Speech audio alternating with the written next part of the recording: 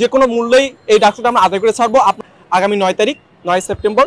তো সেই জায়গা থেকে আসলে আমরা বিভিন্নভাবে আমরা যারা স্বতন্ত্র প্রার্থী ছিলাম বিভিন্ন জায়গা থেকে আমাদের কানে আসতেছিল যে ইলেকশন ইঞ্জিনিয়ারিং হচ্ছে, ইলেকশন অনেকে চাচ্ছে না, রাজনৈতিক দলগুলো থেকে প্রেশার আছে যে ইলেকশনটা হইতে দিবে না।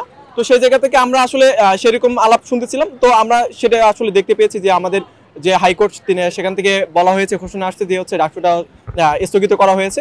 পরবর্তীতে চেম্বার আদালত সেই ডাকসুর যে সিদ্ধান্ত যেটি ছিল সেটাকেও স্থগিত করা হয়েছে। আজকে আমাদের সেটি নিয়ে আলোচনা ছিল, শুনানি হওয়ার কথা ছিল, সেটি হয়নি। সেটি আগামীকাল আমাদের পূর্ণাঙ্গ শুনানিতে সেই রায় আসবে।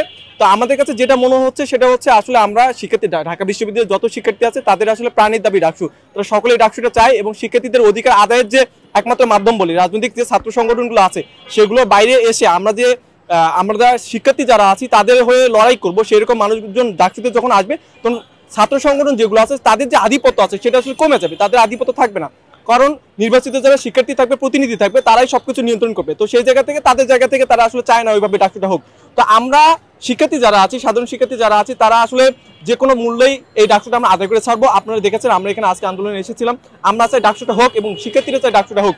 এবং ঢাকা বিশ্ববিদ্যালয় যতক্ষণ না শিক্ষার্থীরা যতক্ষণ পর্যন্ত আছে এই ডাকসুটা আমরা আগামী 9 তারিখে যে কোনোভাবে আমরা আদায় করে ছাড়বো ইনশাল্লাহ। এবং যদি ডাকসুটা যদি না হয় ক্যাম্পাসে, তো আপনারা গতকাল দেখেছেন প্রতিক্রিয়া, আজকেও প্রতিক্রিয়া দেখলেন, এবং এটা যদি একদম বন্ধ হয়ে যাওয়ার মতো কোনো আভাস আসে দেখবেন যে ঢাকা বিশ্ববিদ্যালয় আমরণ অনশন শুরু হবে ইনশাল্লাহ। দেখবেন যে আমরণ অনশন প্রতিটা শিক্ষার্থী আমরণ অনশনে নামবে। কারণ আপনারা দেখবেন ঢাকা বিশ্ববিদ্যালয়ের স্মরণকালের ইতিহাসে সব থেকে বেশি সংখ্যক প্রার্থী এবারে ডাকসুতে নির্বাচন করতেছে এবং মোটামুটি ক্যাম্পাসের যে পরিস্থিতি, মোটামুটি আমেজ তৈরি হয়েছে ডাকসুকে কেন্দ্র করে। তো সেই জায়গা থেকে এখন এসে আসলে কোনো পলিটিক্যাল পার্টি বা কারো আসলে আমরা মনে করি কোনো পলিটিক্যাল পার্টি বলেন, কোনো ছাত্র সংগঠন বলেন, তাদের আসলে কারোরই কোনো ক্ষমতা নেই যে এই ডাকসুটা বন্ধ করে দেওয়ার।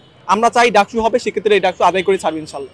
একটি কথা একটু আগে বললাম, সেটা হচ্ছে রাজনৈতিক যে দলগুলো আছে তাদের যে ছাত্র সংগঠন, তাদের ইন্টেনশন এমন যে তারা যদি ডাকসুতে নির্বাচিত না হতে পারে এবং তাদের ছাত্র সংগঠনের মানুষজন যদি নির্বাচিত না হতে পারে তাহলে কি দেখবেন তাদের যে আধিপত্য আছে ক্যাম্পাসে সেটা আসলে নষ্ট হয়ে যাবে। তো আলটিমেটলি সাধারণ শিক্ষার্থীদের মধ্য থেকে যারা আছে তারা যদি আসলে নির্বাচিত হয় তারা সাধারণ শিক্ষার্থীদের নিয়ে কাজ করবে এবং বাকি যারা আছে রাজনৈতিক দলের ছাত্র সংগঠন তারা আসলে ওইভাবে স্পেসটা পাবে না। তো সেই জায়গা থেকে দেখেন তাদের যে আধিপত্য সেটা বজায় রাখতে হলে তাদের দরকার ডাকসুটা যাতে বন্ধ হয়। কিন্তু আমরা যারা সাধারণ শিক্ষার্থী যারা আছি তারা আমরা সকল ধরনের প্রতিকূলতাকে একদম বের করে এসে আমরা চাই ডাকসুটা, শিক্ষার্থীরা চাই ডাকসুটা হোক, আমরা যারা প্রার্থী আছি স্বতন্ত্র প্রার্থী তারা চাই ডাকসু হোক।